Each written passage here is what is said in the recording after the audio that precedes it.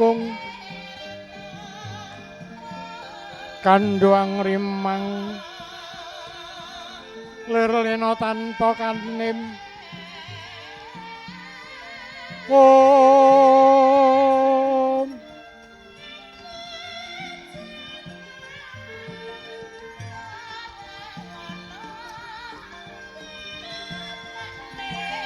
Wring mangsa madya rarasinan gatining kandha Udup kumedhap kadya kedhaping kenya tinari krama karana tan karenan ranandraing siti tidhem permanem tanana kang hanyabawa kang kapiyarsa ambung swaraning pradangga munyemangrangin sineling pangliking waranggana dumlinging ngawiyat lah punika warnane ro Siratmaja panganten putri wis paripurna anggenipun hangadi busana mulat wadana mijil saking sasana busana kinanti manjing sasana rinengga sedyaning karsa tumuju wonten sasana ingkang sampun katawisaken kahapit rama saha ibu saha kadherekaken sanak kadang pawong mitra ingkang nderek mangayu bagya prapteng unggihan ingkang tinuju sang Sita Resmi Gya kalenggaken madyaning sasana rinengga anengga paripurnaning gati ingkang badhe kawijil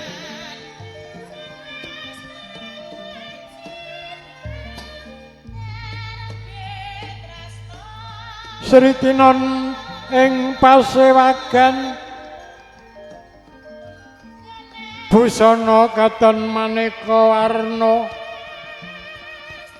sipak puspita ngudyana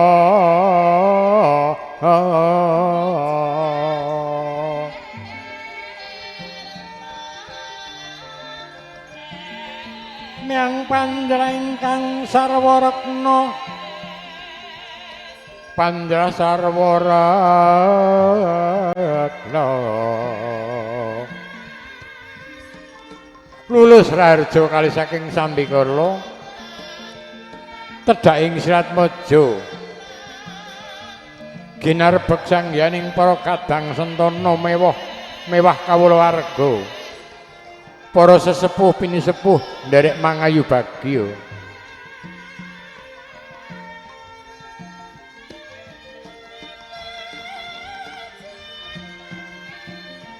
dedep tidhem prabawaning ari sasadara wus manjar kawuryan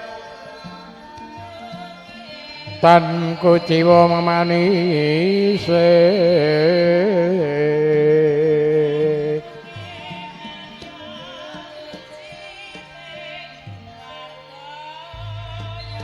tandya srinateng dalu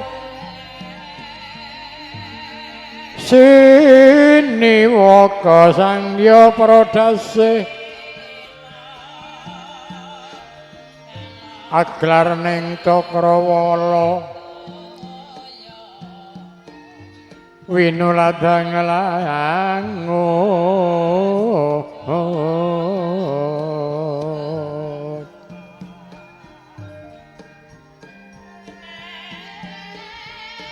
nuwun para lenggah ing sinubing pakurmatan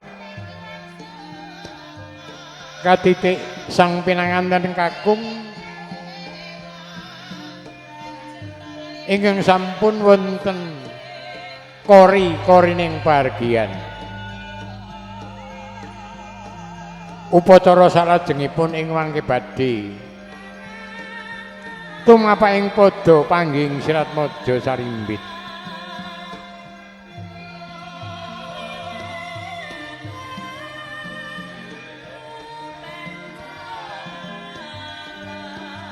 Katur panjenenganipun Ibu Tatarias sak sampunipun sampun siyaga ing gati sawega ing diri. Sumangga enggal kula aturi meratitesaken pangging Sirat Maja Sarimbit. Kawula suwun ingkang dipun sesepuhi pepundhen kula Ibu Ngatonah kinarya dados sesepuh saha pinesepuh anggenipun pangging Sirat Maja.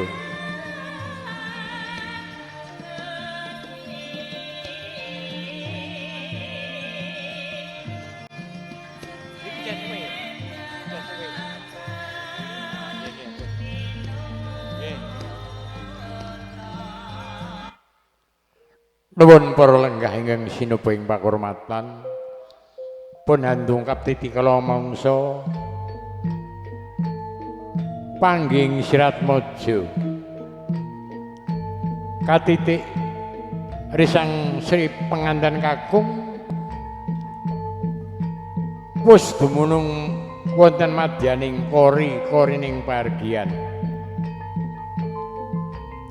Kawula suwun sinten ingkang badhe meratitisaken lampahipun panggih Sirat Maja.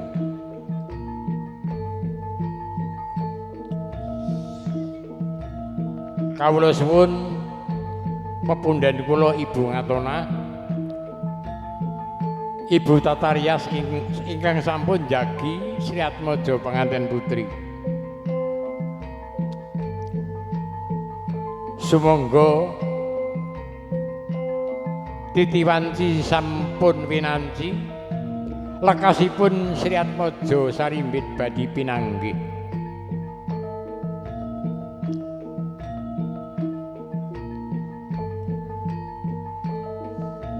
Sekar manca warna ampun ngantos ketilapan kinarya kangge sarana wahyu jodho ingkang sampun tumanduk Sirat Maja Sarimbit.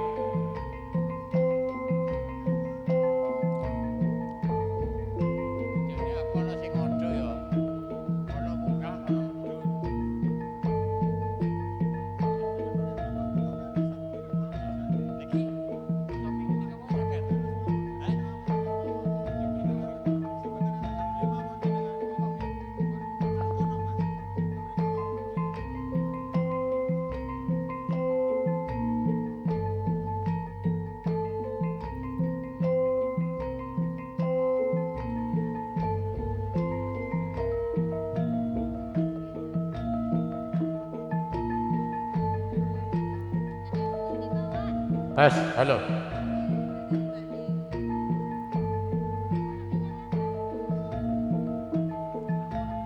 Wis dukuki wayaning mangsa kala. Tedhake Sirat Maja Sarimbit ginerbek sangyaning para kadang sentana mewah kawula arga. Sirat Maja pengantin putri wis mandhap saking sasana busana ingkang tinuntun dumateng Rama saha Ibu. Hanya keti wujudipun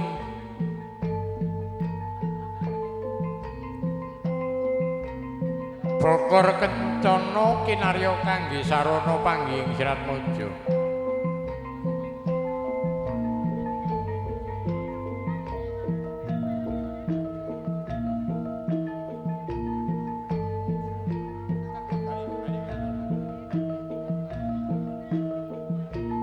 Datan dangu Sirat Maja penganten kakung Gya Jumangkah hanya keti Bokor Kencana ingkang dipun seranani triwarna kinarya kangge sarana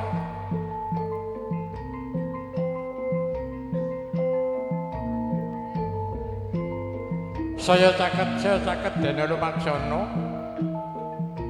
membat madya lumenggang ing waring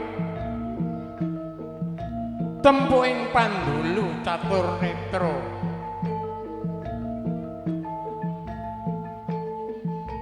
Sasampunipun cecaketan Giya Kinarya Sarana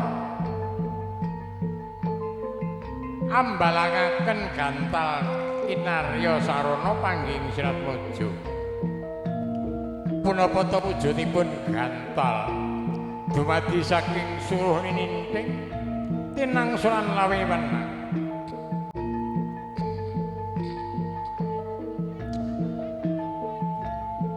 Amengku werdi sinandi suruh lampun dinulu siji lumah lawan kurepe lamun giniki tunggal rasane.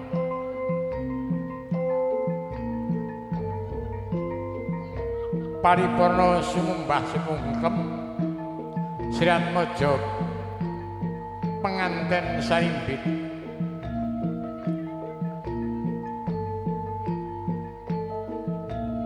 angungklongaken asta Kinarya kangge sarana angicali sukertaning Malatrimala wujudipun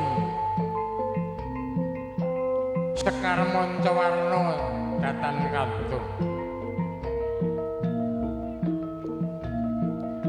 datan dangu Siratmaja panganten putri Giya Hanjengku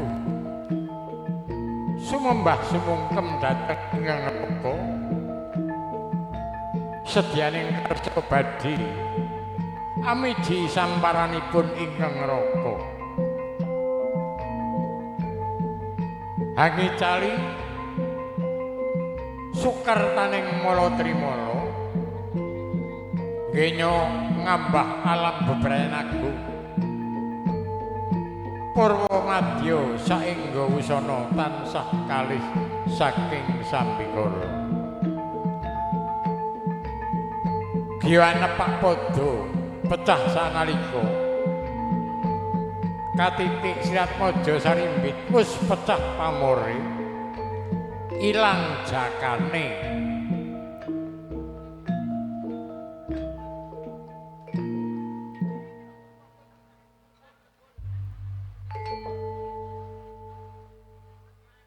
Nuwun para lenggah ingkang sinobeng panghormatan.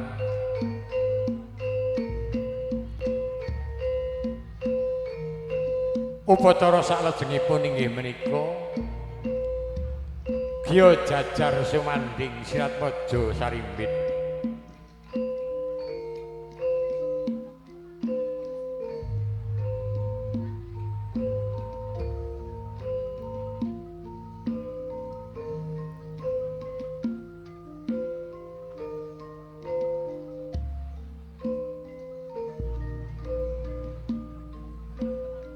Kinarya sarana saking Ibu Tatariyas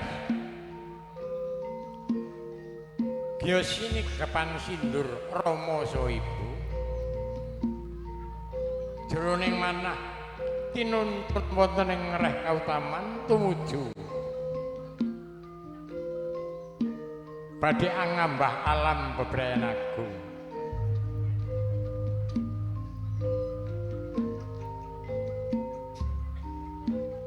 Ginarbek sangyaning para kadang sentana mewah kawularga ingkang nderek mangayu bagya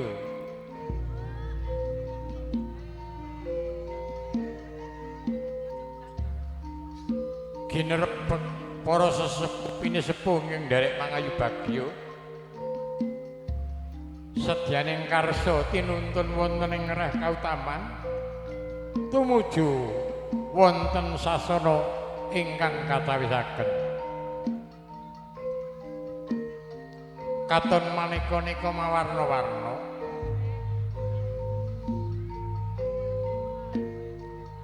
saya cakedena lumaksana membat madya lumengganging warih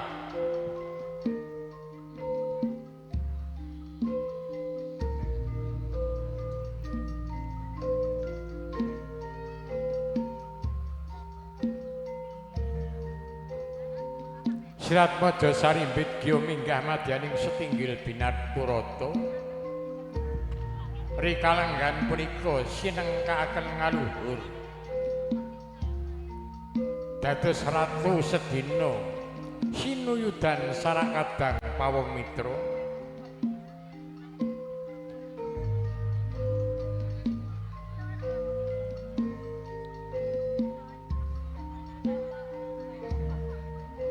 prapteng unggianing kang tinuju Sirat Maja Sarimbit Gya kalenggaken madyaning sasana rinengga ingkang sampun katawisaken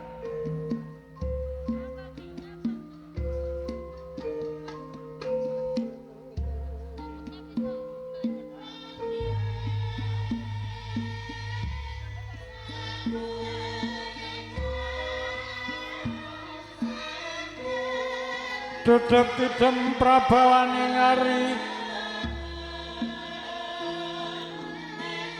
Sasatura wis manjer kawuryan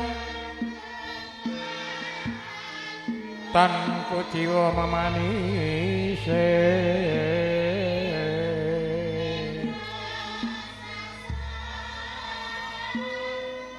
Tandya srinateng dalu Siniwaka sangya prodase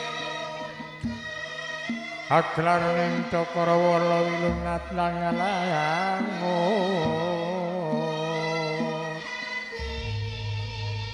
Nuwun para lenggah ing sinuba ing pakurmatan Ing salajengipun kalajengaken upacara sungkem dhateng tiyang sepuh kekalih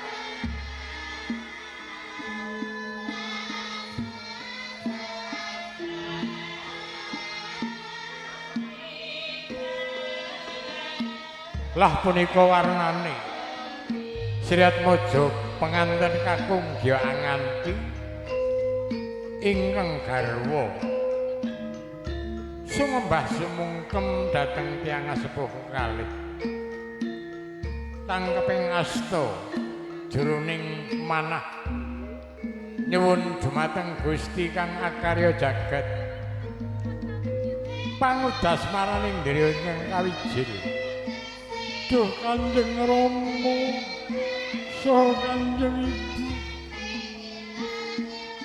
saderengipun putra paduka nyuwun kenging samudra pangaksama Kanjeng Rama saha Kanjeng Ibu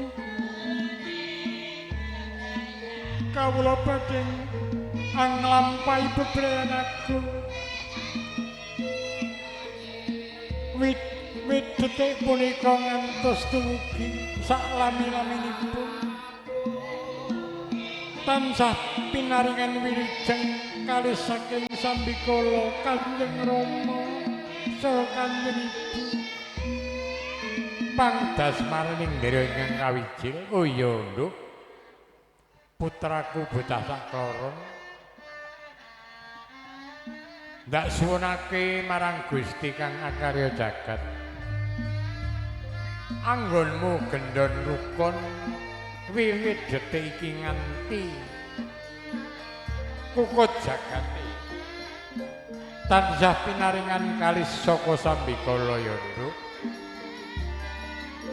kawula nuwun inggih Kanjeng Ibu datan dangu Gya Jumangkah Anganti ingkang garwa tumuju dumateng tiyang sepuh kekalih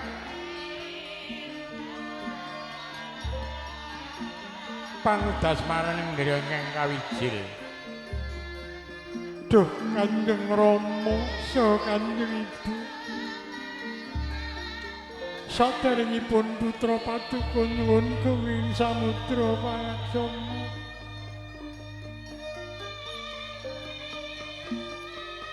tiyang kawula badhe ngambah alam bebrayan agung mugi tansah kalih saking Sambikala Kanjeng Rama saha Kanjeng Ibu oh iya nduk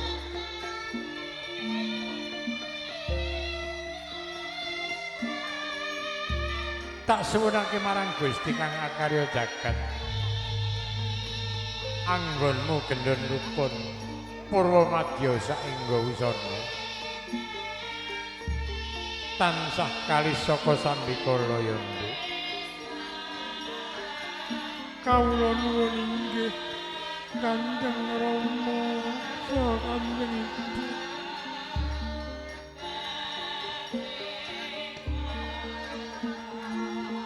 Upacara saklajengipun inggih menika kacar kucur. Kinarya sarana Siratmaja penganten putri badhe hanampi Rajakaya.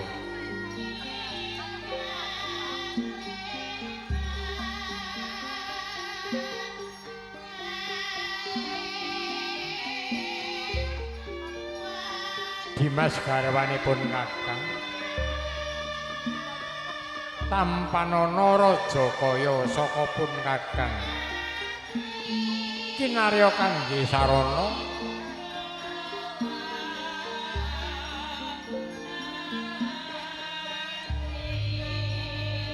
anggonku bebrayan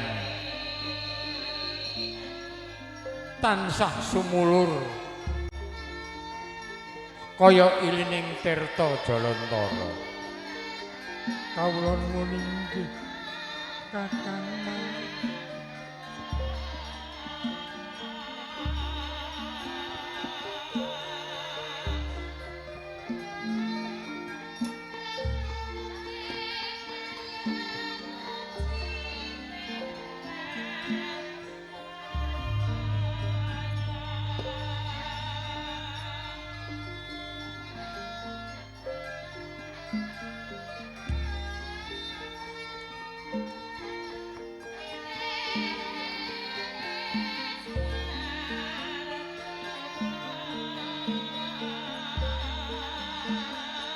Nuwun para lenggah ingkang sinuba ing pakurmatan.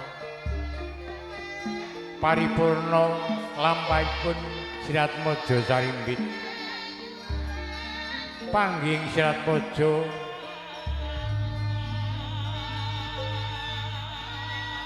lulus raharja kalih saking sambikala.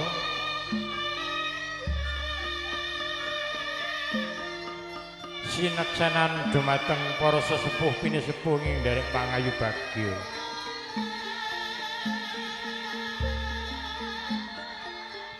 Nuwun para lenggah ingkang sinuba ing pakurmatan. Mekaten menggah titi laksana panggih Siratmaja lulus raharja kalih saking sambikala.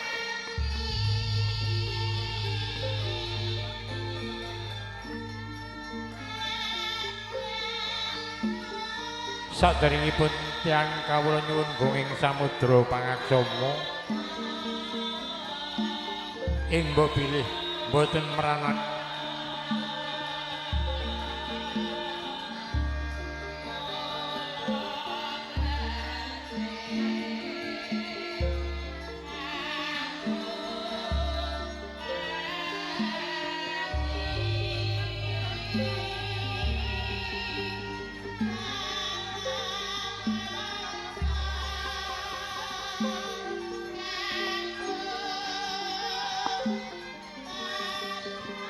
nuwun para lenggah ingkang sinuba ing pakurmatan.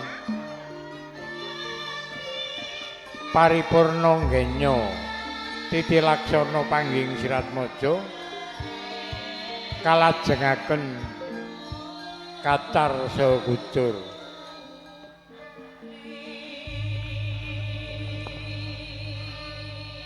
Nuwun para lenggah sinuba ing pakurmatan. Mekaten menggah titi laksana Purwamadya saengga wisana kalih saking sambikala pikantuk berkah barokahipun para sesepuh pinisepuh ing derek mangayu bagya.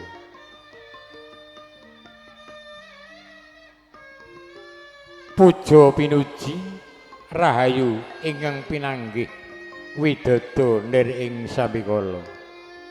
Kawula akhiri wabillahi taufiq wal hidayah. Assalamualaikum warahmatullahi wabarakatuh.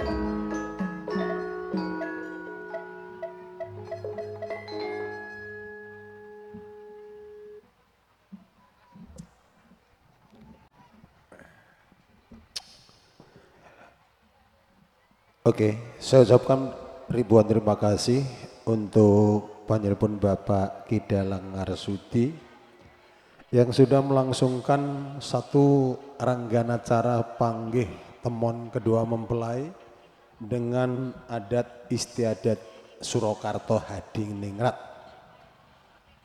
Kita kembali satu momen kebersamaan Deswa di bawah satu komando pimpinan Mas Yanto yang hadir, melibatkan dari semua vendor ternama, dari satu ownernya Diva Pelaminan di bawah satu komando Mbak Olivia ataupun Mbak Surti yang menghadirkan 2 dokumentasi, fotografer, juga salah satu dokumentasi TV ini wong punyo gawi.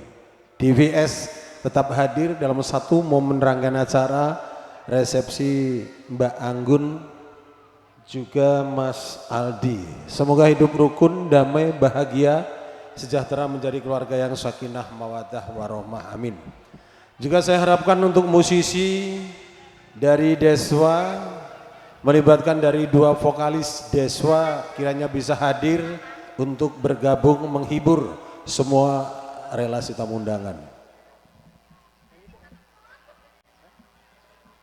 Oke, sebagai momen kebersamaan dari Deswa, barangkali dari keluarga besar yang bisa berkenan hadir, tadi ada Mas Rohani, bahkan nanti ada Mas Taryo, juga salah satu keluarga besar yang hari ini menduduki singgasana tuan rumah.